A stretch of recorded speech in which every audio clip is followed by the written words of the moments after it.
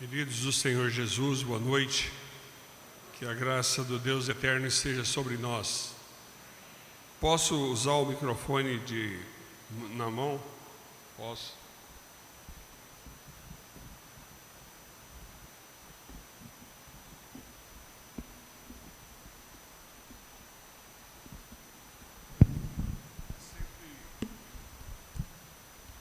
É sempre um prazer poder conhecer gente nova.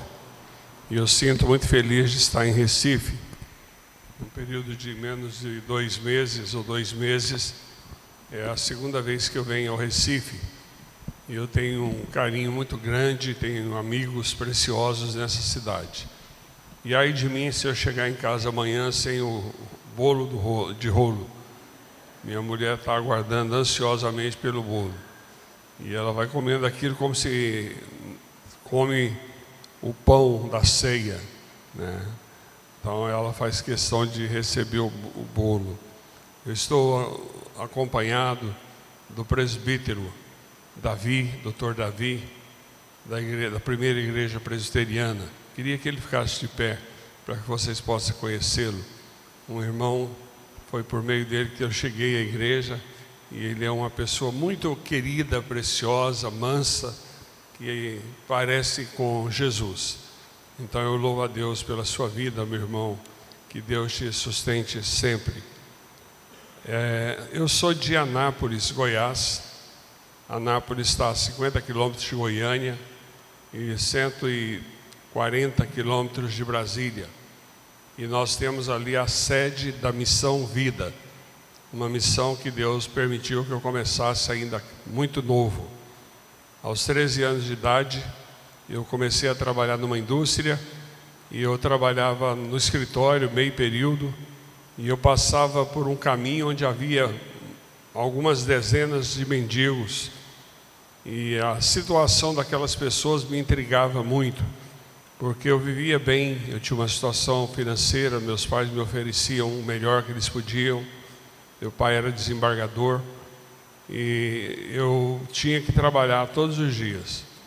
E eu resolvi como me tornar amigo daqueles mendigos. E tentei, e foi debalde as minhas tentativas. Um dia, chegando bem cedo, eu encontrei um homem. E eu resolvi que eu iria levar um café da manhã para um daqueles mendigos. E levei um pão com manteiga, um copo de leite com café quentinho. E eu comecei a fazer perguntas, e enquanto ele mordia o pão e tomava o leite, ele respondia de forma bem objetiva às minhas perguntas. Com o passar da semana, dos meses, essa amizade foi crescendo, e o seu João se tornou uma das pessoas mais importantes daquele momento da minha vida. Até que eu cheguei um dia bem cedo e toquei no corpo do seu João várias vezes, e o seu João não me respondeu. E eu insisti, quando eu peguei no ombro dele e virei, eu percebi que o corpo já estava rígido, frio, e eu fui para o meu trabalho, chorando e pensando, o que eu poderia ter feito por esse homem que eu não fiz? E eu não tinha Cristo Jesus na minha vida. Eu não pude falar do amor de Deus para o seu João. Com 17 anos, eu aceitei a Cristo. Um ano depois, fui para o seminário. E o Senhor continuou falando ao meu coração a respeito daqueles que vivem uma vida de pobreza e miséria. E em 1983, nós vamos completar 36 anos de ministério, eu comecei a Missão Vida. E eu comecei a Missão Vida com um dinheiro que eu vinha guardando, né, para comprar um carro 0 quilômetro. Eu tinha 20 anos e já tinha quase todo o dinheiro guardado. E eu orava, como todo bom presbiteriano, nas madrugadas, pedindo ao Senhor que movesse o coração do meu pai, da minha mãe ou de algum amigo da família, para que ajudasse. Eles sabiam o que eu estava tentando fazer, mas eu era sempre desestimulado por essas pessoas. Eu era pastor de jovem numa igreja, e um dia eu sempre levava os mendigos comigo, eram em torno de 10, 12 mendigos, e eles iam comigo para a escola dominical. E eu sempre ia no meu guarda-roupa, todo domingo tirava algumas peças de roupa. De uma vez só eu tirei 18 camisas, 12 calças e 5 pares de calçado. E eu tinha um amigo bem no centro da cidade que tinha um posto de gasolina, e ele adaptou um chuveiro para que os meus amigos tomassem banho. E eu levava sempre roupas novas, e aqueles que tinham deixado roupas sujas eu mandava lavar e levava para eles bem cedo de manhã. E essa ida à igreja durou por cerca de 3 meses. Mas um dia um senhor, um presbítero muito respeitado da igreja, um homem de Deus, ele chegou para mim no final do culto e me chamou à parte e disse assim: pastor, nós queremos pedir ao senhor para o senhor não trazer mais esses mendigos com o senhor à igreja. Eu falei: mas por que, irmão, que vocês não querem que eu traga? Ele falou: porque causa muito constrangimento para as nossas esposas e filhas. Então nós queremos que o senhor não traga mais. Eu disse: eu gostaria de conversar com o conselho, porque afinal de contas eu sou pastor de jovens da igreja. E ele disse: nós já tivemos uma reunião, e nessa reunião o conselho, por unanimidade, os pastores votaram para que a gente convidasse o senhor para parar de trazer essas pessoas à igreja. No domingo seguinte, eu me encontrei com eles, como de sempre. Eles tomaram banho, trocaram de roupa, e nós fomos para debaixo de um pé de figueira, na praça principal da cidade, estudar a Bíblia. E nós estudamos vários capítulos, vários livros do Novo Testamento, juntos ali debaixo daquele pé de figueira. E quando terminava, em vez de almoçar em casa, eu almoçava num PF que tinha no centro da cidade, que era muito barato, e eu tomava a refeição com eles aos domingos. Construí uma casa para 12 homens de rua, e pela misericórdia de Deus esse trabalho cresceu e se tornou uma referência no Brasil e no exterior. Hoje nós temos mais de 820 leitos. Estamos começando agora em fevereiro mais 4 construções, 3 delas em São Paulo e uma na Bahia, e nós vamos ultrapassar 1000 pessoas até o final do ano como internos da Missão Vida, além do trabalho que temos na África com 250 crianças, em Anápolis com 250 crianças e mais 100 crianças na Paraíba. E eu vim aqui hoje para desafiar você, querido, a abrir seu coração e perceber a presença daqueles que são invisíveis e muitas vezes nos aborda e nós nem olhamos os olhos dele. A gente não olha. Você seria capaz de identificar o garçom que te serviu hoje? O postista que abasteceu o seu carro 2 dias atrás? Nós geralmente nem olhamos essas pessoas, mas o Senhor tem um grande amor, uma grande misericórdia para com a vida de cada uma dessas pessoas. Eu quero compartilhar com vocês um vídeo de 10 minutos, e após o vídeo eu tenho uma palavra de Deus para compartilhar com os irmãos.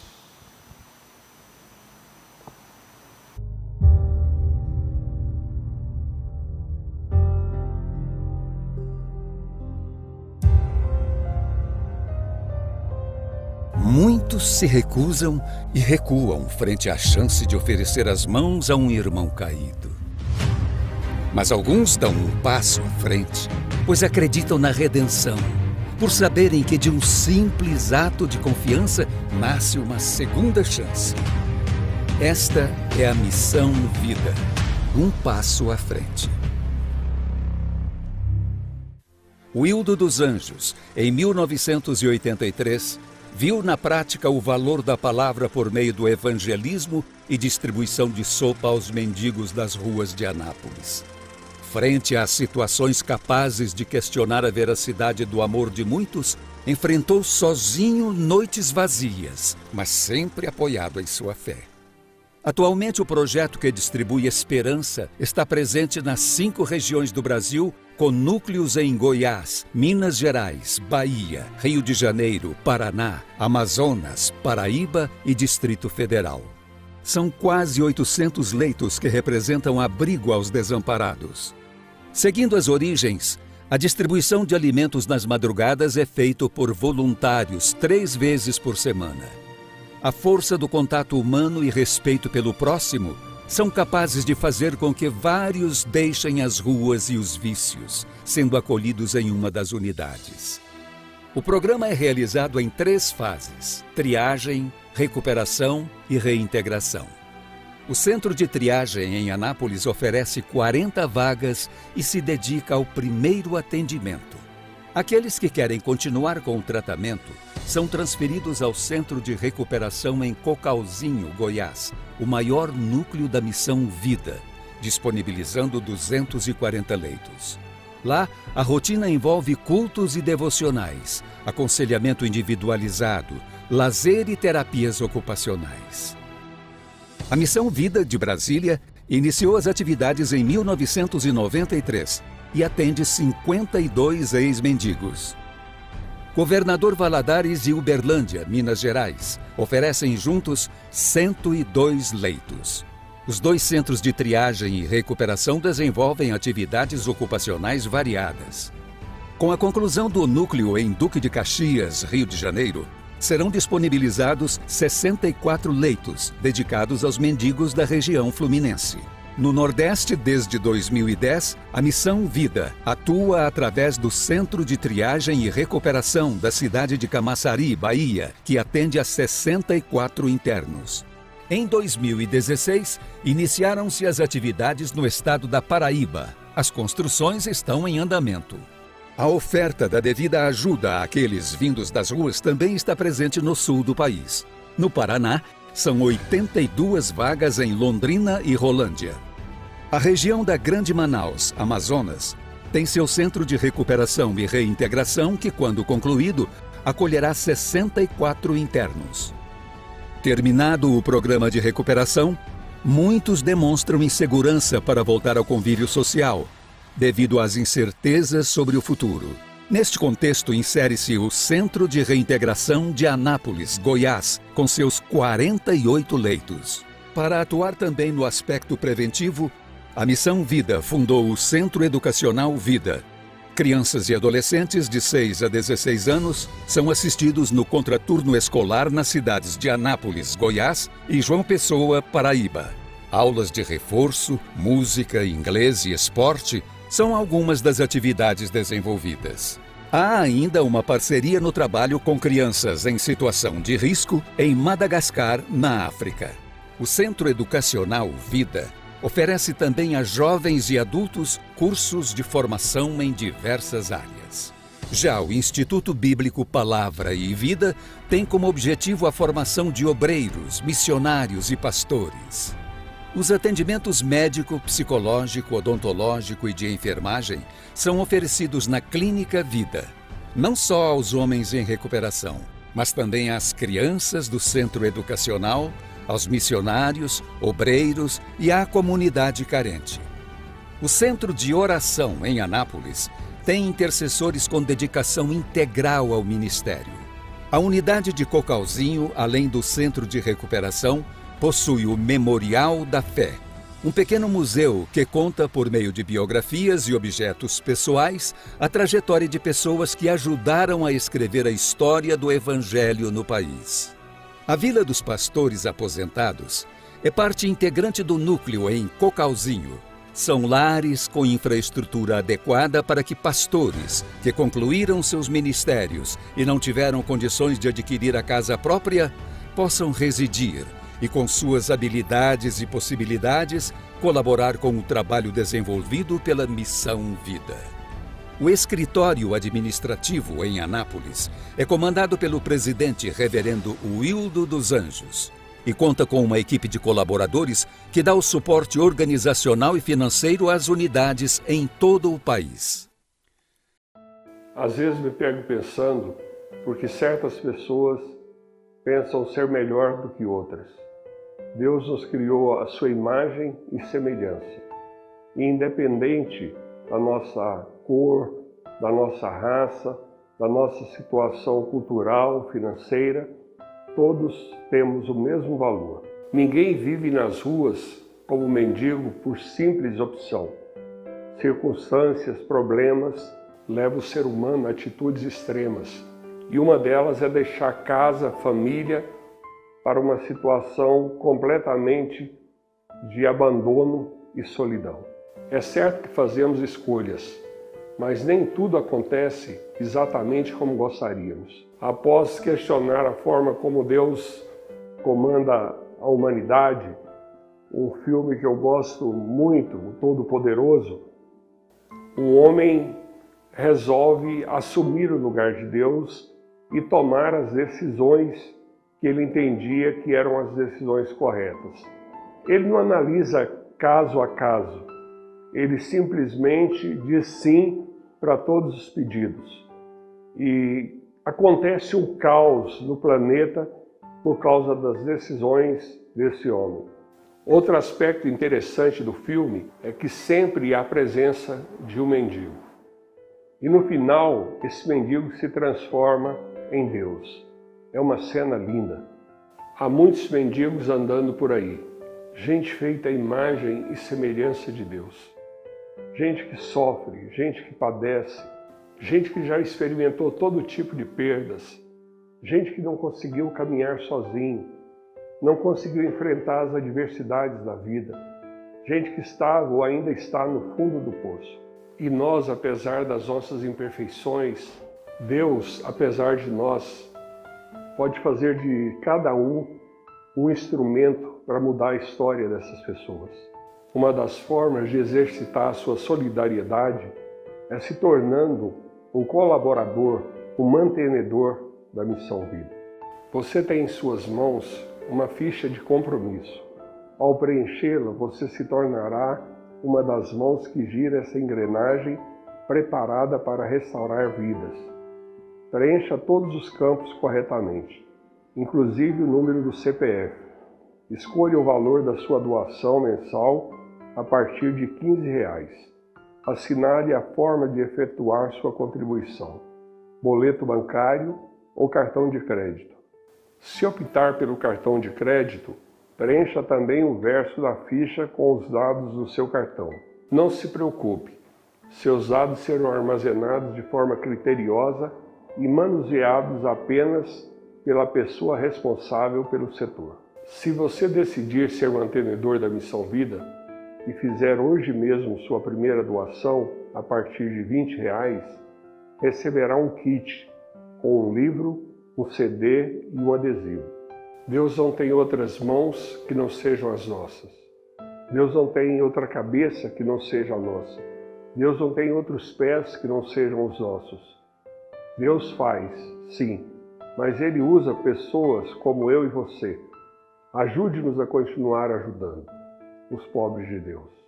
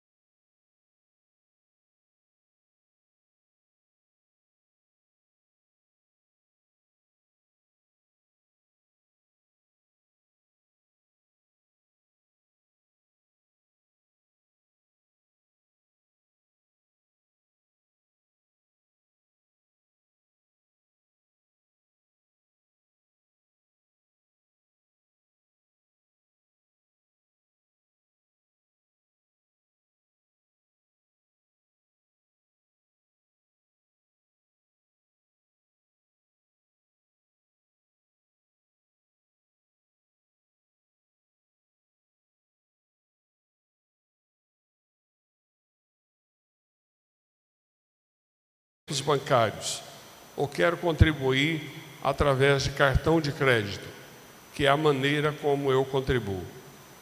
Eu estou nesse ministério há mais de 35 anos e nunca recebi salário da missão. Eu sou o segundo maior mantenedor da missão. E nós tínhamos uma pessoa aqui no Recife que era a terceira maior mantenedora da Missão Vida. Então, não importa se você vai mandar todo mês 20 mil reais, ou se vai mandar 20 reais, a sua oferta ela é de grande importância e ela vai se transformar em SSS, sopa, sabão e salvação. Esse é o mistério que Deus tem nos dado e muitas vidas têm sido tocadas por Ele. Hoje nós temos uma equipe com mais de 15 pastores e mais de 80 ex-mendigos que trabalham conosco em várias áreas, inclusive como assistente social e psicólogos, que foram alcançados por Deus através dessa missão. Aqueles que fizerem a primeira doação já recebem um kit de presente. Isso é para os que chegarem primeiro. Esse kit tem um livro, esse kit tem um CD, que todo presbiteriano vai gostar, e tem um adesivo para você colocar no seu carro. Então, 20 reais. Talvez com 20 reais você não faz um bom lanche em Recife. Mas se você dedicar esses 20 reais, pessoas vão poder ouvir o Evangelho, serem cuidadas diariamente e, sobretudo, ter condição de decidir sobre a sua vida espiritual. Por isso, fica o convite, o pedido, por favor, passe pela mesinha e ajude-me, porque eu preciso do apoio dos irmãos. Eu orei a Deus por esse final de semana e eu pedi a Deus que me desse algumas palavras. E, para minha surpresa, durante o tempo em que eu preparava para a viagem que eu fiz a Salvador, cheguei de Salvador ontem, e Recife, Deus me deu 3 palavras. E uma eu preguei na Bahia, e a outra eu vou pregar aqui hoje. Eu não preguei essa pregação de manhã em Candeias, mas eu quero pregar com os pontos, não só fazer a introdução como eu fiz hoje pela manhã. O título da minha meditação é Como lidar com a esperança que tarda em realizar. E o texto básico é o texto de Provérbios 13:12. A esperança adiada entristece o coração, mas o desejo cumprido é árvore de vida. A esperança que adiada entristece o coração, mas o desejo cumprido é árvore de vida. Muitas pessoas começam a andar com Jesus e vão indo muito bem. E eu ouvi uma coisa que me chamou a atenção hoje de manhã de um presbítero da igreja que nós estivemos em Candeias, em que ele apelava aos irmãos para que não deixassem de participar da escola dominical. E ele chegou a dizer que aqueles que vão à escola dominical, que leem a Bíblia, que estudam a Bíblia, que oram, a possibilidade dessas pessoas deixarem de caminhar com Jesus é muito pequena. O senhor, que certamente deve ter mais de 60 anos, ele disse que ele nunca viu uma pessoa que frequentava assiduamente, que amava a palavra de Deus e a oração, desviada do caminho de Deus. E é verdade, irmãos. Quanto mais nós conhecemos o Senhor, quanto mais nós conhecemos a palavra de Deus, mais nós nos tornamos dependentes dEle, experimentamos a sua bênção, experimentamos a sua graça. Há 3 coisas que eu gostaria de deixar com vocês nessa tarde. Antes de dizê-las, eu gostaria de dizer que talvez há entre nós algumas pessoas que estão aqui enfermas, e gravemente enfermas, por não ver o agir da mão de Deus. Deus prometeu tirar o povo do Egito, E a Bíblia diz que da promessa de Deus, até que Deus tirasse o povo do Egito, passaram-se 400 anos. Há muitas promessas de Deus para a minha vida, que eu sei que serão cumpridas, virão à existência, depois que o Senhor já tiver me levado. Eu sei que esse mundo que vivemos é um mundo extremamente podre, degradado, e que precisa da presença da igreja. E eu sei que há muitas perguntas que nós fazemos para os irmãos, mas que nós deveríamos fazer sobretudo para Deus. E uma delas seria: por que, Senhor? Eu, quando chegar na presença de Deus, e Ele vai ter uma eternidade para falar comigo e com todos os outros que estiverem lá, eu quero fazer uma pergunta para Deus: Senhor, por que tanto sofrimento? E alguém, quando eu estava saindo já com o carro, estava sentado no banco do passageiro, e veio duas pessoas se despedir de mim, e uma delas perguntou: pastor, quando o senhor chegar no céu, o que o senhor vai perguntar para Deus? Aí eu disse assim, em tom de brincadeira: eu não sei se eu vou ter chance de fazer perguntas para Deus, mas se eu chegar, eu vou perguntar para Deus: Pai, por que tanto sofrimento? Por que tanta gente que anda com Deus sofre? Por que tantos pais perdem seus filhos jovens? Por que tantas pessoas nascem ou têm uma doença grave, rara, e não poucos partem ainda jovens? Por que não há comida para todo mundo? Por que não há casa? Por que não há trabalho? Senhor, por que tanto sofrimento? Por que tantas almas doentes, enfermas? E o Senhor não responde. Talvez você esteja vivendo exatamente essa situação. Você esteja pedindo coisas a Deus, e talvez esses pedidos tenham sido feitos ao longo de anos e anos, e o Senhor ainda não respondeu. E eu queria sugerir 3 coisas importantes para que você compreenda essa pergunta, compreenda esse texto, que a esperança adiada entristece o coração. Número 1, não mire as circunstâncias. Diante das crises, tire os seus olhos das crises e ponha os seus olhos na cruz, onde há possibilidade. Acredite de toda a sua alma que o Senhor é suficientemente forte e bondoso para ouvir a nossa oração e atender a nossa oração. Mas o Senhor, Ele é tão bondoso e tão misericordioso que Ele não vai atender a qualquer oração que fazemos. O Senhor vai atender aquelas que são legítimas e que são para o nosso próprio bem. Porque se Deus atendesse todos os nossos pedidos de oração, nós seríamos certamente um povo extremamente infeliz e ferido. Mas Deus é tão maravilhoso que Ele não atende a todas. Porque quantas vezes nós oramos orações tolas?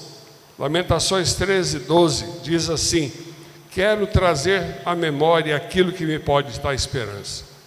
Então, diante da crise, traga à sua memória aquilo que te pode trazer esperança. Se lembre de circunstância onde Deus interveio.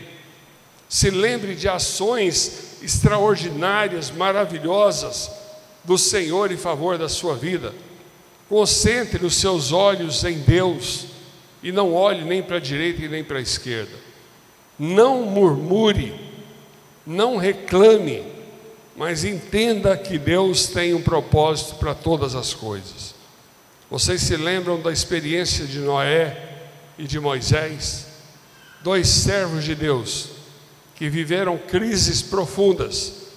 E imagine se esses homens tivessem parado e ficado lamentando por aquilo que Deus não fez, ou por aquilo que Deus fez, mas muitos anos depois da existência deles.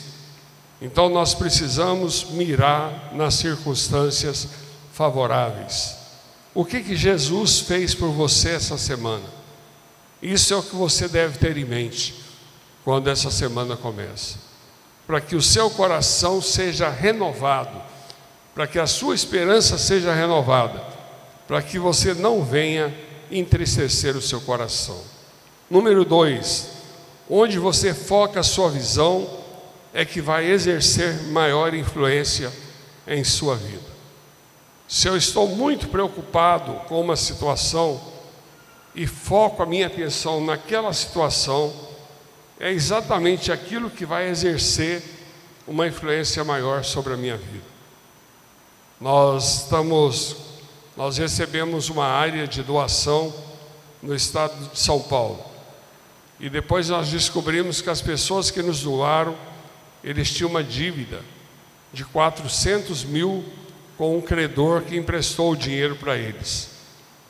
E era um homem ímpio. E esse homem, aliás, era 80 mil, a dívida chegou a 400 mil.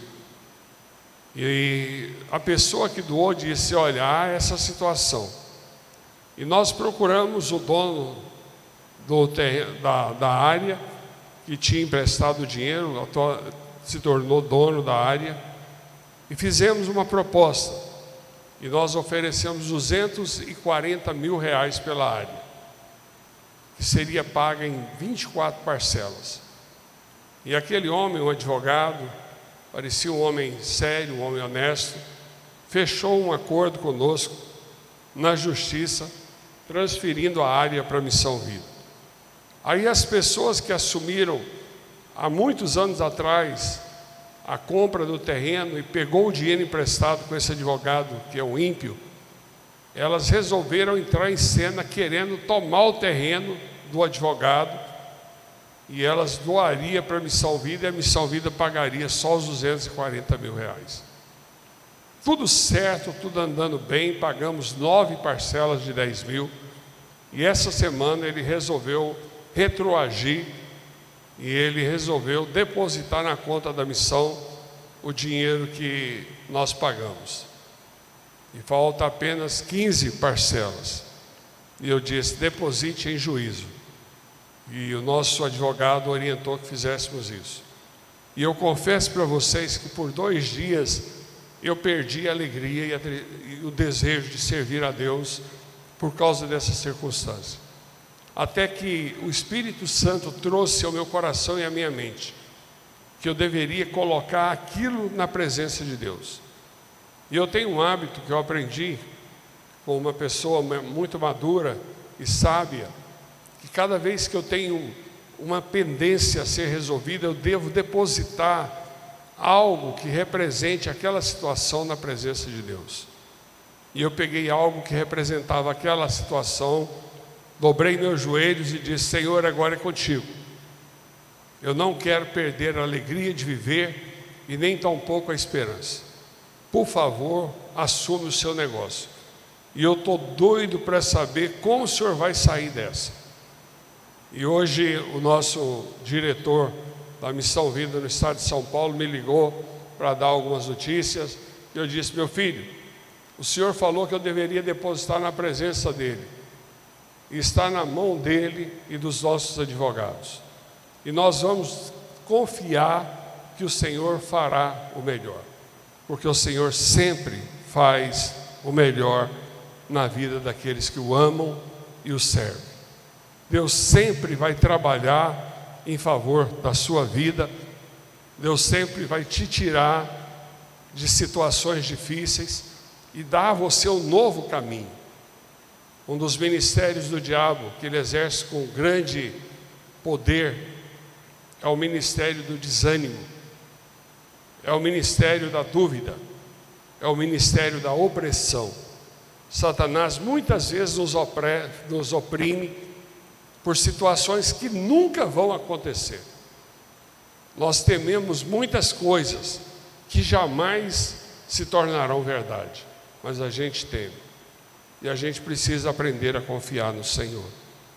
E por último, você precisa lidar com a esperança que tarda em se realizar, tendo bom senso. E isso, bom senso, não elimina a esperança. É evidente que você não pode sair por aí comprando o que você não pode pagar.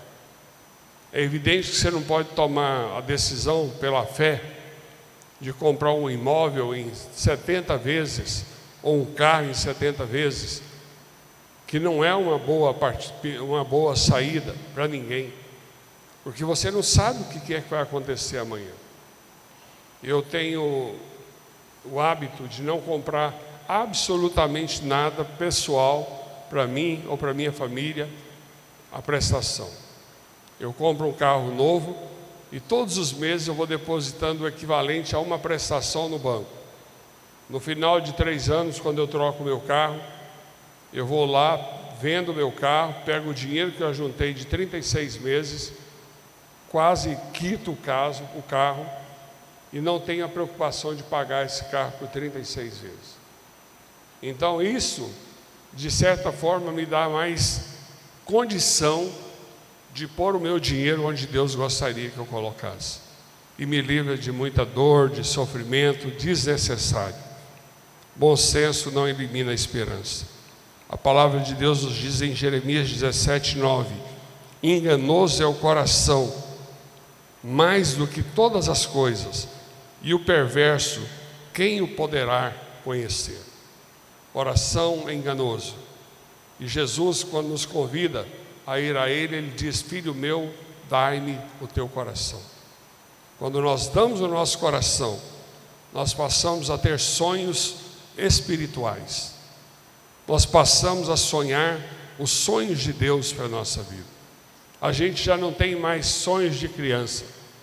Me lembro bem de uma reportagem que eu assisti na Rede Globo há muitos anos atrás, em que eles perguntavam para as crianças: o que você quer ser quando você crescer? E alguns diziam: eu quero ser bombeiro. E eles perguntaram para um menininho bem pequeno, de uns 5 anos: e você, meu filho, o que você quer ser? Ele disse: eu quero ser bandido. Porque o mundo que ele vivia, os bandidos tinham muito crédito e ele sonhava em ser bandido. Há muita gente sonhando o sonho errado. E a palavra de Deus para você: sonhe os sonhos de Deus para a sua vida. Ore ao Senhor e peça a Ele que revele a você os sonhos que Ele tem preparado para você, para a sua casa, para a sua vida profissional, espiritual. O Senhor tem muitas coisas lindas para fazer em nós e através de nós. E que a nossa esperança, ela não adoeça o nosso coração, mas muito pelo contrário, que elas sejam desafios para que nós consigamos e prossigamos nos caminhos de Cristo Jesus. Que a palavra de Deus abençoe seu coração.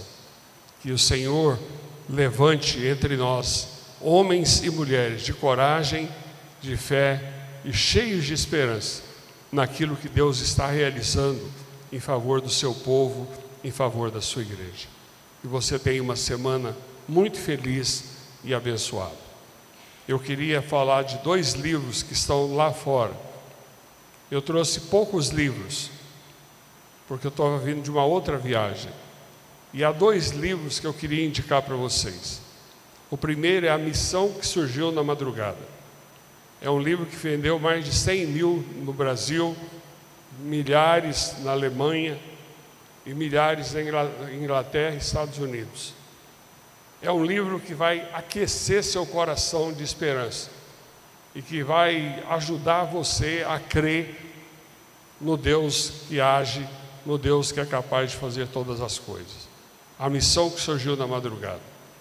É um livro que tem sido abençoado e abençoado a vida de muitas pessoas. Você não pode sair sem comprar esse livro. E o segundo é Depois do Vendaval. Se você não está passando por um vendaval, é provável que você já passou. E se você não passou, tenha certeza que você vai passar, querido. Vendaval é como banana, quando vem, vem em penca. Então a gente precisa estar preparado para podermos lidar com as adversidades. Eu e minha mulher escrevemos juntos esse livro, baseados em fatos reais. Como lidar com, aliás, é um livro que tem a fotografia minha e da minha esposa. Eu escrevi mais de 25 livros e às vezes foge o nome. Então, tem 2 livros que eu quero que você leve, se você pode, e leia e abençoe a sua vida. E dessa forma também você vai estar abençoando o Ministério da Missão Vida e o meu ministério. Não deixe passar pela mesa e dar uma conferida no material. E se você pode, torne-se um parceiro da esperança. Lembrei o nome do livro de novo, Depois do Vendaval. Um excelente livro para dar para amigos, depois que você lê, para pessoas que estão em crise e que precisam de ânimo vindo da parte de Deus. Que Deus nos abençoe. Passei 1 minuto, pastor, mas me perdoe.